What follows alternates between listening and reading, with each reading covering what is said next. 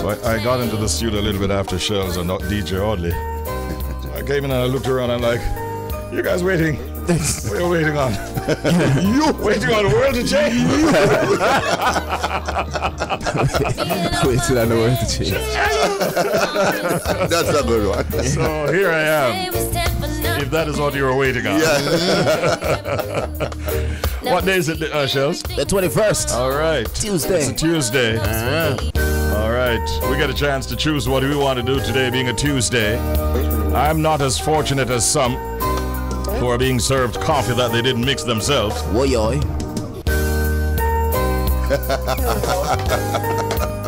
I saw the cup come in, We're looking. and it was not that individual who mixed that coffee. Whoa. And the individual is not complaining. That's right. We're not that fortunate, are we? Yeah. Chano. So you're going to star, you know? Yeah, man, tell you what. Yeah. On that note, good morning, Jody. And good morning, Kevin. There you go. I see Shelz and I'm dark glasses today. I'm texting serious. Yeah. You see? I don't know why. No, man, what going is find a bad 3-hour movie in the name of binge or cringe. I'm hide them not adjust it. Okay. So, yeah. So was it worth it? We'll find out. Yeah, exactly. Yeah. We're gonna find out. All right. You have about an hour or so to go. Yeah. All right. Right now it's 10 minutes after the hour of 6 o'clock. Good morning. Welcome to Top of the Bridge. Up and go. We're ready.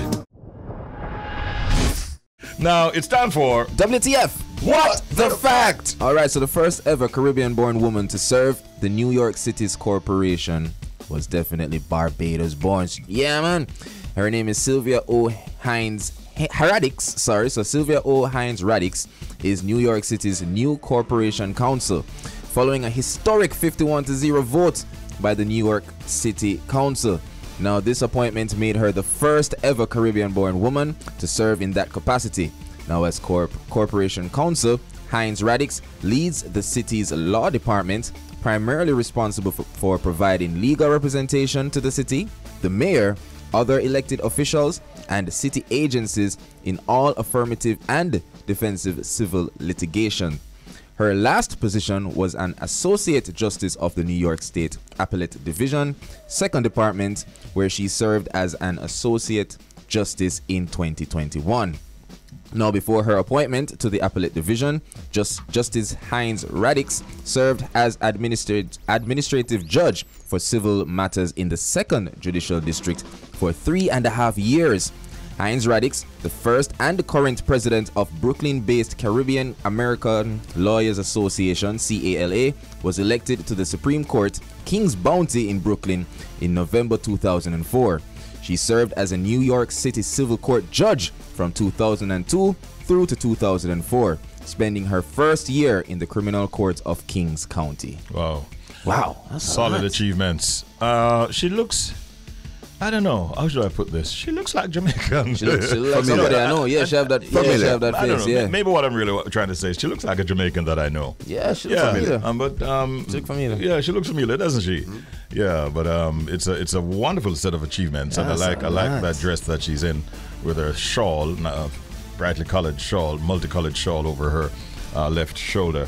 But that does not even give you a clear indication of the kind of success she has had in her chosen profession. Yeah, that is fantastic. Her achievements. As I was reading, I was like, oh wow, and there's more. Yeah, I was exactly. like, yo, yeah, big up yourself. And it looks like we just went through the edited version, so there's more to tell. Yeah. All right, congratulations and big ups to the Caribbean woman, Bayesian-born jurist Sylvia O. Hines Radix. Yeah, get them all. Yeah. All right, Bridge Nation, you are going, Richie. May I go foreign? May I go foreign with that story? All the way to France. You understand me? Now, parents in France may be prohibited from sharing photos of their children on social media. So the bill was passed by the country's National Assembly, allowing courts to ban parents from posting images of their children on social media. Now, parents would be responsible for their children's image rights. Any decision to post their photos online would involve their child based on age and maturity level. If both parents cannot agree, the courts will be able to ban any images of the child. Parents can also lose authority over their child's image rights if the posts affects the child's dignity or moral integrity. Now, MP Bruno Studer said in a statement that the new law empowers parents and proves to children that their parents don't have absolute rights over their image.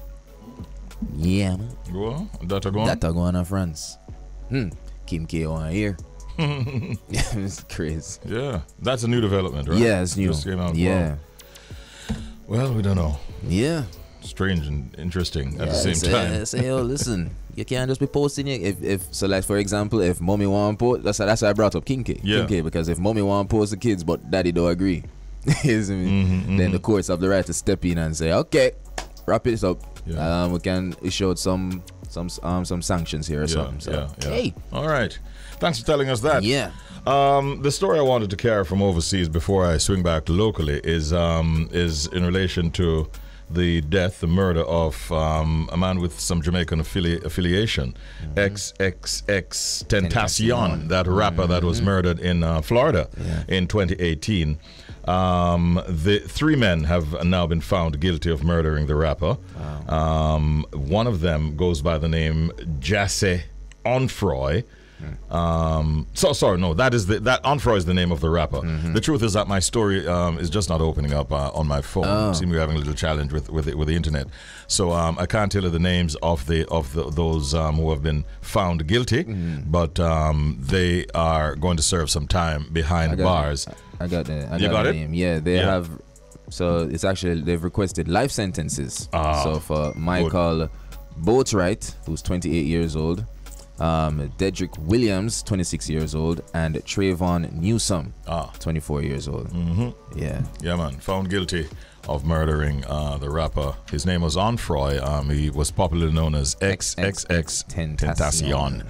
That was from 2018. How many years later are they finally coming to a verdict? 5 years or so? Yeah. All right. We also want to highlight Morgan Heritage, Grammy Award-winning reggae band Morgan Heritage, who will be releasing what is described as a world music album. The title of it will be The Homeland, and that is expected to see the light of day on the 21st of April this year. Positive Vibration artist Roy Gramps Morgan and his brothers Peter Morgan and Mr. Mojo, as he's popularly called. He has quite an interesting first name, you know. It's actually Memalatel. Yeah, but everybody knows him as Mr. Mojo. They made the announcement on their respective Instagram pages yesterday, stating the new Morgan Heritage album, The Homeland, drops April 21. This is the first group's world music album, and they combine the sounds of Africa with the sounds of Jamaica on this Afro-fusion album that features legends and future legends from both places. The album's description as world music means it could be a contender in the Grammys global music category for next year.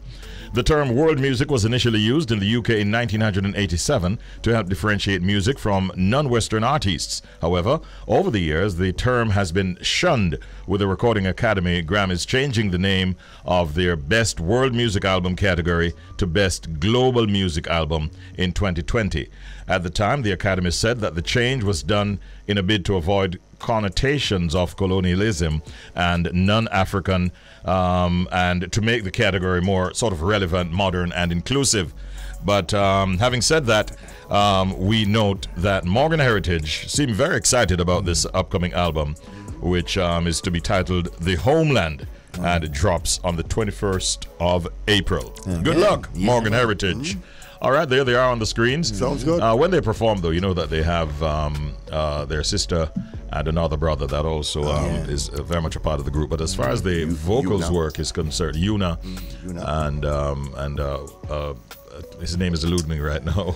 But as a recording side of it, it's three brothers that actually do the records. Respect. All right, yeah, big ups. And I think it is the first major project, so to speak, since their father passed for the group. So we wish them Powerful, well. Yeah. All right, that's it for Update. Right now, it's time for the proverb of the day. You got it. Every day the fishing day, but every day nothing catch fish. True. Watch it one more Every time. day the fishing day, but every day nothing catch fish. You got this? Only.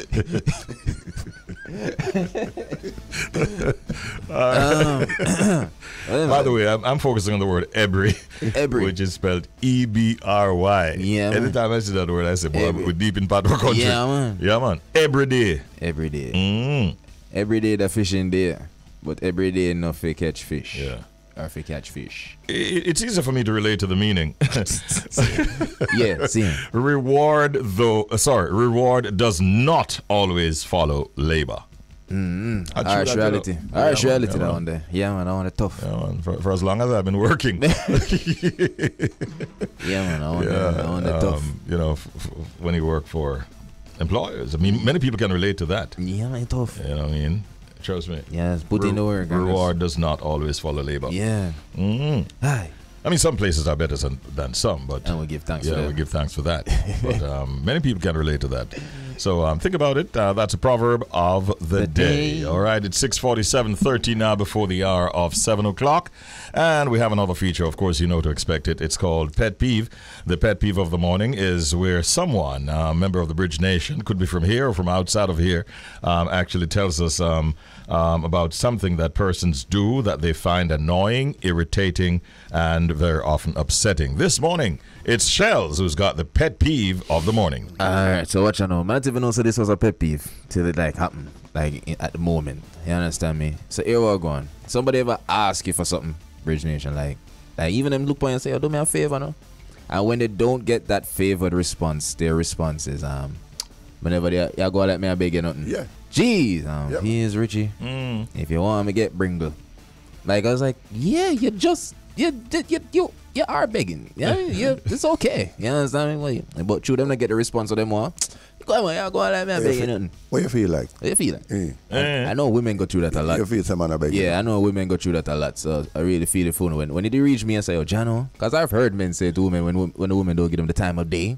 So I go on, when you go let me a begging nothing. You technically you were begging a moment of her time, and she's never gave you, and you go on like you want to save your ego. Yeah, pet peeve. Yeah. Some people have said that's why I mean like ask we don't not big because they can't quite deal with that Listen to me now. Tell me about it right there. Yeah. Because it seems like we've gone into the territory of focus on the what the person is asking, as against trying to help the person based on the fact that they got to the point where they need to ask. you see the thing, well, I get that, Yeah. You understand me, but I have no problem with the asking. Right. Yeah. But let's say, like I said, Jano, I can't help the reaction. It's their reaction to getting something that they didn't expect. Because most like a lot of beggars, and in the term beg, like you're asking for something. Yeah.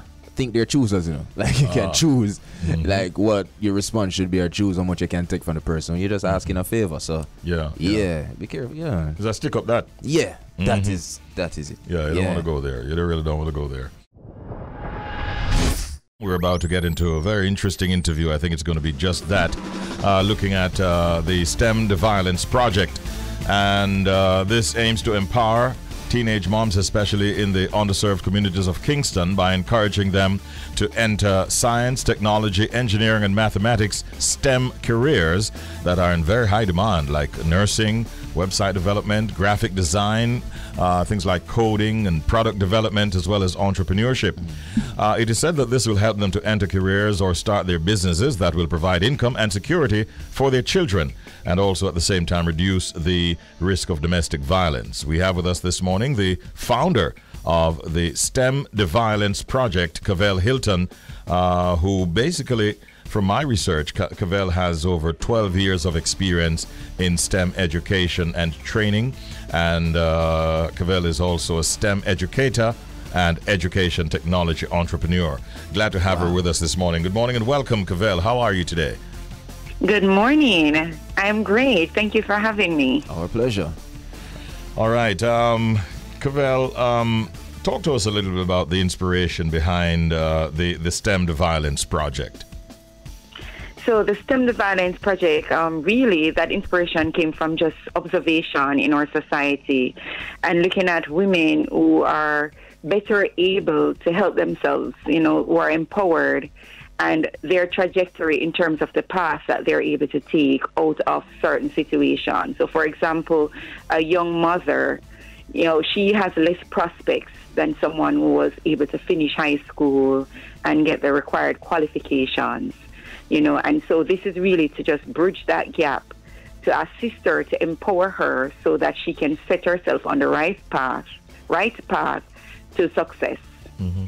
When did you start this project, and how many mothers have you been able to train so far through this project?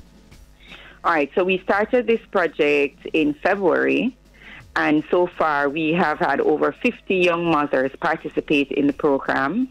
We started with a STEM Career Expo, and a lot of women businesses were able to participate in that. We also had the assistance of the JMMB Foundation and the Digital Foundation. Wow. Now, Kavelle, what has the response been like from the teenage mothers? And do you have any success stories you can share? Well, we're still early, okay, but the feedback so far has been really great. We had a workshop last week on cybersecurity and cyberbullying, and they were so interested in cybersecurity and the prospects, because we know that cybersecurity is a rising field, and the payment for that in terms of salary is really high. And so the young ladies were so interested in finding more about it, finding more out about it, and also how they can participate and get involved in a career like that, to not just help themselves and their child, but also to help their extended family. Mm-hmm. And this was very interesting. It was also interesting to find out that a lot of them had boys. Their kids were, you know, of the male gender. And so this is what, you know, it kind of dawned on me, like, this is the reason I'm doing this project, so that we can empower these mothers, so that that next generation will not be, you know, just laid to waste or be able to start in anything bad or be unengaged, but they themselves can empower their children to do better in society and to contribute to society. Yeah. It seems like STEM is somewhat of a new and exciting new frontier. I hear I think the Prime Minister made some announcements of some schools that will be set up. Do you find that kids are gravitating to science, technology, engineering, and mathematics even more so now than before?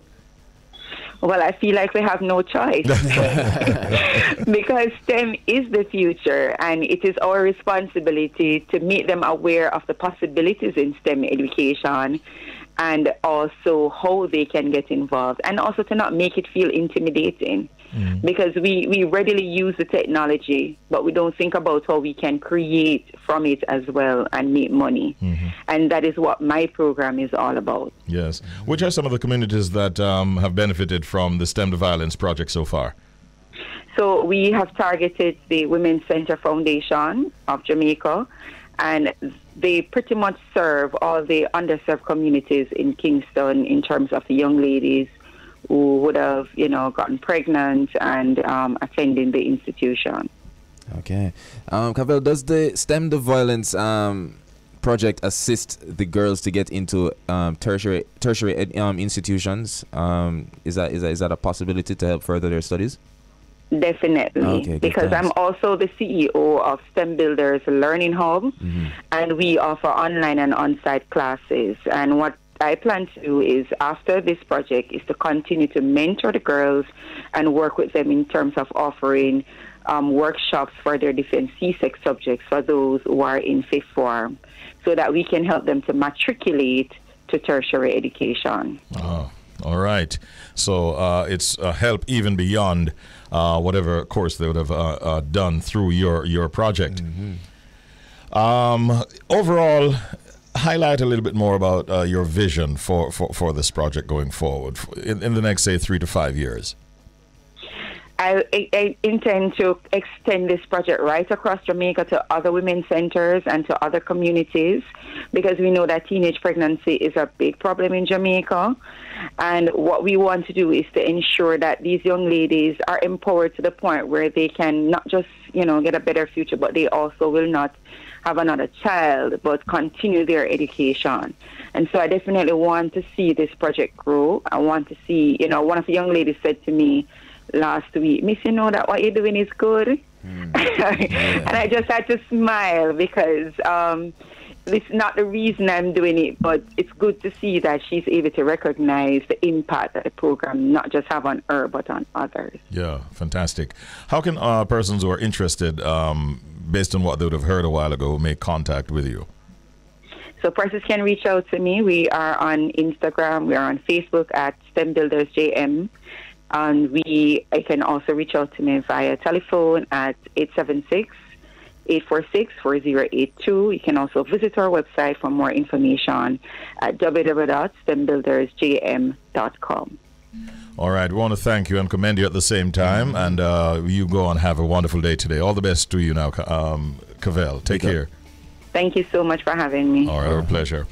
All right. And big ups to those participants in that very exciting project. I like this STEM, one. the wave of the future. I like this. Science, technology, engineering, and mathematics. All right. All right. Well, we now have this very, very important gentleman in the studio. Just got a chance to meet him, and I love his energy and his positivity. As he entered the studio, we shook hands, and he says to me, Richie, I brought you a gift. That gift is his album, a CD entitled it's called Real V.I Life Lesson. And I want to thank him for presenting me with this and to give us a little story behind it. He starts this 14-track album with a gospel rendition. Songs like My Life and My Time and Life Lesson are doing very, very well. He's one who has admired Bounty Killer tremendously, and he also hails, like Bounty, from Seaview Gardens. And he started out as a very young man at the age of 14. That is when Real V.I recorded his first song at Sugar Minot's Youth Man Promotion Studios. He has recorded with Black Scorpio Records. Like I mentioned, he hails from Seaview Gardens, and he had an unfortunate incident in 2003, Shelz, where he was actually had an encounter, you might say, with two masked gunmen who injured him, and he now is confined to a wheelchair, but is one of the most positive individuals that you will come across or encounter. We are very pleased to have him with us this morning, and we say good morning. Blessings. Real V.I in the building. Man. Blessings, V.I. It's my pleasure being here. You know what I mean? I follow you guys on the Instagram. I see everything that y'all are doing there. And you serious? Come on, man. Like when we're at our good behavior, bad behavior. Yeah. Trust me, man, the energy is high in here. Yes. The energy is very high, you know what I mean? And the different programs, very informative, man. I love what you guys are doing. Man. That is what we do, man. We inform, we educate, and we entertain. Yes, and man. when we meet people like you, it makes our day as well. For real. Notice that we gave you your own special entry. Listen, this is a check mark of my list, you know. Yeah. Meeting you in person, Father Richie, because it's been a while, you know what I mean? People like yourself is very instrumental to the music. You see what I'm saying? And you're all a high standard from what you play and stuff like that. And we know, say, coming to the bridge now, we have to bring something good to the table. That's why I brought you the album. Yeah, man. I appreciate it. I appreciate it. I'm going to go through this album. Beautiful songs. You know, he's so confident that I'm going to be impressed with the album. He says, take my number, and Richie, you're going to call me afterwards and tell me how pleased you are with the product. So we'll listen out for that call. Yes, you have your own entrance. You notice how we created your own entrance. Yes. So that is where you can enter anytime. All right, bro? There you go. Not just this morning. All right. But tell us, VI. We've been trying to figure out what real VI. What does VI mean? Is it because we're thinking Virgin Islands? I said on air, very interesting. What is it? You know, Bounty Killer gave me the name VIP, but Bounty Killer is also a jovial person. And then one day, I sit down and hear people are singing, so them up in a VIP. I'm like, no, I'm say drop off the P, keep the VI, and know say it's very impressive. Ah, okay. Yeah, you said something. I said interesting. Yeah, Impressive. Yeah. So we do all of that analysis and support, and just keep it like that. Then also when it comes on to searching for the music and searching for the individual, I noticed that there were a lot of VI. So I come and add the real to it. So when you type that in for my music, You there. Yeah, bam, yeah. I have to be unique. Yeah. You know what I mean? In my own right. And that will allow you to stand out, bro. There you go. Let's go beyond 2003 after that incident. It obviously changed your life, but you have not given up. Most definitely not. It almost seems like you're more motivated now. I don't have I didn't born with a gold spoon, and I don't have a safety net. Safety net meaning in terms of family structure who has things that I could have said, okay, I don't have to worry about what tomorrow may bring, you know what I mean, because family got me. No, it's more like I got family. Oh, really? Yeah. You know what I mean? Between me and my three brothers right now and my sister, basically each of us is pulling our own weight to making sure that, you know what I mean, something happen. My brother has his own, my brothers them have them own little thing going on, and at any moment now that can blossom into something great. My sister is a nurse and all of that stuff, and you know what I mean, we're doing what we need to do. Daddy is not too well right now because he had a stroke like maybe 4 years now, and all of us, you know what I mean, making sure that things come together, because the bills them not stop coming up, Richie. No matter what. Once you're alive. The bills them not stop come. That is so you know what I true. mean? I would like nice things from a long time. Oh, yeah, man. You see what I say? So we have to carry ourselves a certain way, Yeah. and so on and so forth. And God bless you with good people around with. Yeah. You know what I mean? And here what? If you come if a hand of faith is extended to you and you fold your hand, you will never reach, that person will never reach you. So me comes to book now in the early part of recovering when my manager Richie became a Richie, I come from far. You know what I mean? From Walkfoot days we used to walk, go to Stage Show, Riverton, Cockburn Pen, back to all over the place, Waterhouse. You know what I mean? So Richie knew me from that time, and Richie heard about what happened and just called me one day and out of the blues.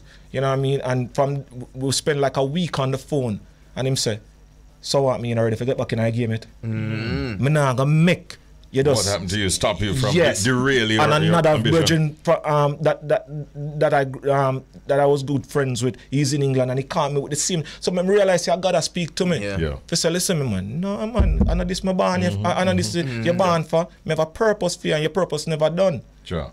You see what I'm saying? You would have been able-bodied before the injury. Yeah. And so now you have the experience as an able-bodied individual, and now you're having the experience of one who's confined to a wheelchair. Yes. How challenging has it been for you to make the transition to your current situation? All right. Acceptance is the first thing, because in feeling sorry for yourself, that's your biggest downfall. You're crippling yourself right there. So I'm not gonna sugarcoat it and make you know and make you feel like every day is easier. I have my challenges every day.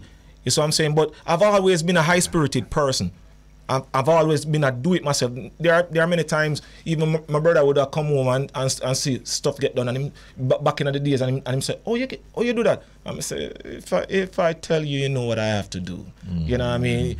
So I impulsively I do some things without even thinking about it, because that's who I was. When mommy passed off, it's like certain responsibility fall on me as one, basically the bigger brother, because my older brother, he was born mute, deaf and dumb. So I was always the person who kind of, you know what I mean? Yeah. I play a buffering right there. So we're lift them up. Yes. The balance. You see what I'm saying? So me always say, people can cry to me and people can depend on me when them walk on and know that things covered.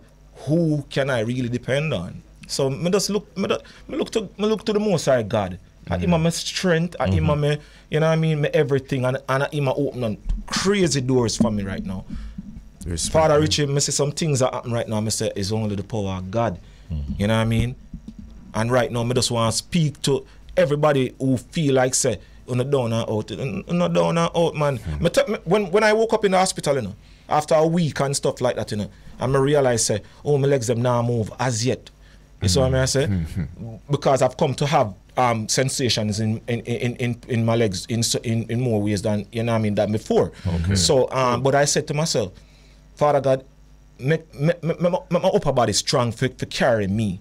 And I tell myself, say, all right then, if what I need to do, I'm not able to do it, I'm gonna learn something new. I was not, no disrespect to nobody, I was not gonna go at no bank door with a cup and I beg money. Good. I was not gonna sit at the stoplight and I beg Father Richie. Me know me too talented for that, and me know people in the industry of music, and me know me sow a lot of seeds.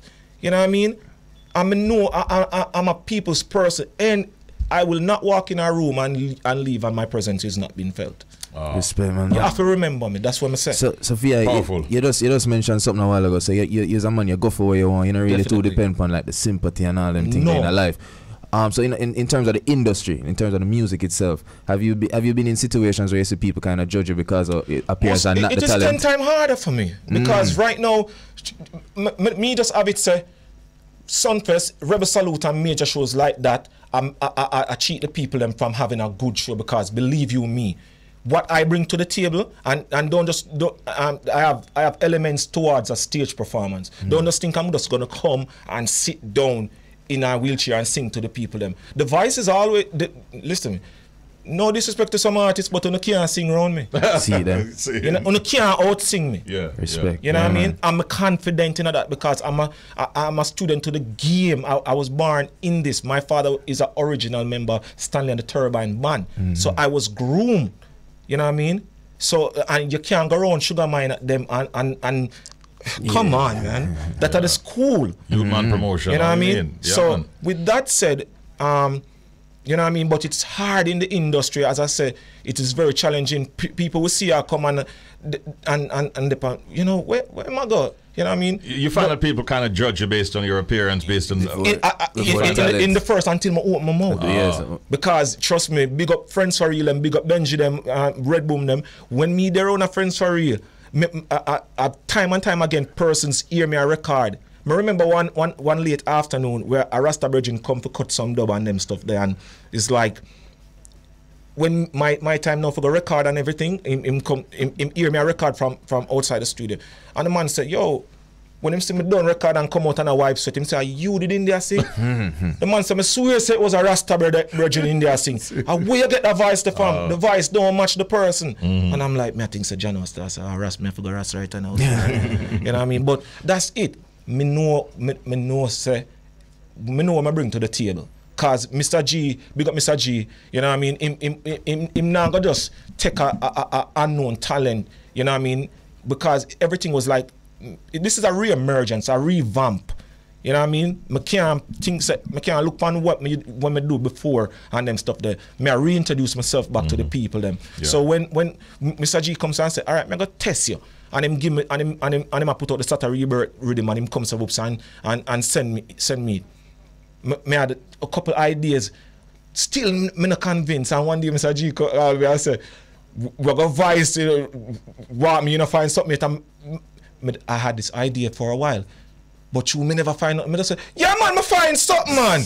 And him said, let me hear it. And I said, footsteps are walk against me outside. Me don't know who them they outside. Nobody can call me if you come outside. Call me, no trust them. No way. Footsteps are walk against me outside. Mr. G said, student time, book same time. Mr. G said, I have never.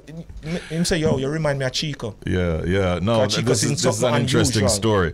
Do you utilize social media? Very much. And do you put your situation out there, or you just allow your talent to speak? No, I put my situations out there. You know what I mean? Not as much as but from some people feedback. You know what I mean? But I still put it out there. You know what I mean? So, but I use social media. Like my room is like my office. Yeah. You know what I mean? I tell people, say, you won't catch me getting up every day upon YouTube and WhatsApp just freelancing and just talking carelessly with females or anything like that. No. Me get up and me have to send emails. A friend asked me, oh you reach them radio station there. I say, this is something information is very hard to come by and people don't really share information. I said, it just came to my mind one day, say, type in radio stations in Facebook. And you see every radio station will pop up Father Richie right across the globe. I come and send them one message. Oh, I go by the name Real V.I. I have new music. I would love to send you it. And if you just send me an email, it would be my pleasure to send you. And every radio station wants new music. There you go. You know what I mean? Because that is the business. So I just keep sending emails from that time up until now. And you're seeing some success as a result of that, right? Of course. What is your social media? What are your social media handles? RealV.I on Instagram and V.I Watson on Facebook. Okay, all right. Yes, man. We want to hear what you sound like, on a record, and we have That one of is your it. songs that we're going to play right now, which is entitled Life Lessons. Check it out. Real V.I on the Bridge 99 FM. Life lessons. So instead you complain, just give thanks. Instead you complain, just give thanks. All the time. This is a powerful song, bro. Yeah, man. Timely. Yeah, man. Hitting, man. Timely. First we have played, Listen, it man. won't be the last. Be the last. That Listen, is man. it. Yeah, man. Powerful music, bro. That is it. You write your own songs or you collaborate? Yeah. I write my own songs. Yeah, man. The only thing on the album, people write their verses, but everything I write. Yeah. There's so much to tell. There's so So much much. to tell. Life lesson. I got the track one late evening, having dinner, and the minute I put on my headset, and it came like a rush of wind. It came like a rush of wind. Didn't take you long to put it together. I had to put down my dinner and to start writing, and it was like crazy. And I woke up with the same energy, and it just when just I went to flowed. the studio, the brethren who was co-producing on it and all of that stuff, he was like, okay, let us go in and we hear what you have. I said, hear what I have? I said, I'm done write the song already. He said, you done write the song? I said, yeah, man, I'm not playing. Yeah, listen, let me tell you something. Thank you for this album. This is a real gift. Trust me. And I'm gonna Jody, Timeless. where's Jody? What I'm gonna do, right? Because I'm so impressed with his talent. For the next week, just put a spot on the program. I'm gonna play one of his songs every morning for the next week, so that Jamaica will get a chance to hear more of the material that this brother has. Thank you. I'm very, very impressed, Real V.I, and especially with your situation and the motivation and the Listen, man, and your spirit. And me saying, You know what I this mean? music is a cutthroat business. No of them don't really want to see you shine, but me just still a work hard. Work hard until my time, yeah. Then watch them a share up the big cake. Richie, them don't want give me a slice. And what's yours is yours. Why you wanna take what's mine? So me ask Jah, when me a go get my glory? When me a go get my time for shine? But me just still a work hard until my time. Me nah sing for myself, me a sing for your nation. Me know things woulda great if me get the break, and from poverty and stress we woulda separate from. So help me fi sing this song. Richie, why me left fi go a studio fi go voice the big song? The gate man see me a come and me him lock the gate pan. When me family there I had me them a depend pan. So help me fi sing my song, yeah. When me a go get my glory. It's on the album. It's around the corner. Trust me, it will come, bro. Yeah, it will. I go and play the same song the one more time in the DJ, the live lesson. Great meeting you, Real V.I. Pleasure. Just keep on keeping on, bro. And we'll do what we can to support your music, because this is so good. Can I just big up my team before Of course I you go? can, bro. Oh, big up Richie, big up Zaza, you know what I mean? Queen Jojo, as always, had my back, you know what I mean? Yeah, so you don't know the thing, go man. Big up the whole Earth Source Records family, you know what I mean? Yeah, and big up all the producers them who blessed me with tracks for this album. I'm very grateful, man. Yeah. You know what I mean? Thank you so much. Listen, one suggestion. The book, Life Lesson, I think you should have called it. Yes. We gotta work. Think about that here. All right. Yeah, man. Yeah, man. Blessings. Man. Save you massive, big up yourself. That's Real V.I. One more time from the top. Real V.I.